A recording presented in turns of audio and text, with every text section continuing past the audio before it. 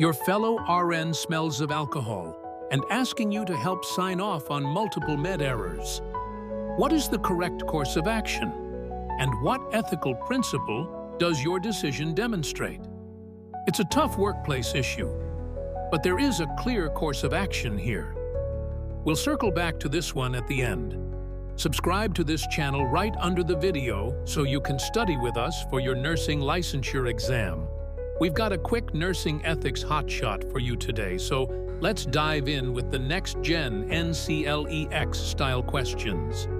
First, a patient with a terminal illness asks you, "Am I going to die?" And the doctor has not discussed the prognosis with them.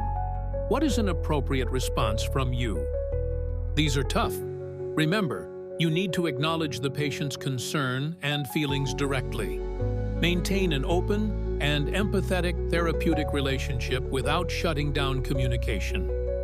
You also cannot step outside of your practice limits. An appropriate answer could be, "Let me get the doctor to you about this. What is it about your condition that makes you feel this way?" Be on the lookout on the NCLEX here. It's a trap. Make sure you do not select close-ended questions here. Would you like me to call the doctor? Or do you want to talk about it? Do not invite discussion. Only yes or no answers.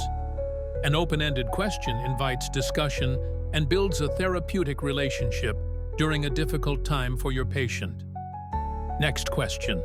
You have an alert and oriented patient who is refusing a critical blood transfusion due to their religious beliefs. Without the transfusion, the patient will likely die. The patient's spouse and children are pushing for them to receive the blood and threatening to go to court if you do not transfuse. What is the ethical course of action, and what ethical principle does it demonstrate? If the patient were unable to make choices for themselves and there was no documentation otherwise, the legal requirement is to defer first to a legal spouse and then to a consensus of adult children. This patient, however, is alert and oriented and refusing.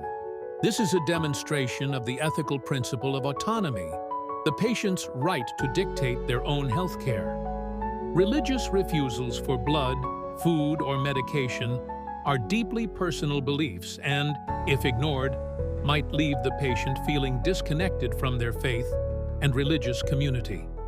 Under the law, their reason doesn't matter either. Any alert and oriented patient may refuse any treatment at any time for any reason. You are the patient's advocate, not the hospital's nor the doctor's. All right. Did you think about what to do for your coworker smelling like alcohol and making errors? What do you want to do? You've got the right instinct if you thought you'd need to turn them into the manager due to the principle of non-maleficence, meaning doing no harm. It's not a question of autonomy or justice. You might think you'd apply beneficence and quietly suggest the nurse go home and sober up, but you don't know if this is the first time or the 100th, and there is the possibility of your nurse returning on their next shift under the influence and making an error that harms a patient. Your first duty is to the patients. In the end, if your coworker has a problem and you turn them in, you might be exercising beneficence by making them realize a problem in their life and forcing them to seek help. But that path is theirs, and theirs alone. For the patients, report so no patient is harmed. That's non-maleficence. Those were deep-thinking questions, right? How did you do? Is your gut leading you to the best ethical practice now? Let us know in the comments below. And don't forget to check out our other videos to help you get ready for the exam. Keep studying with us and fine-tune your instincts. Don't forget, yes, you can. Master ethical nursing practice.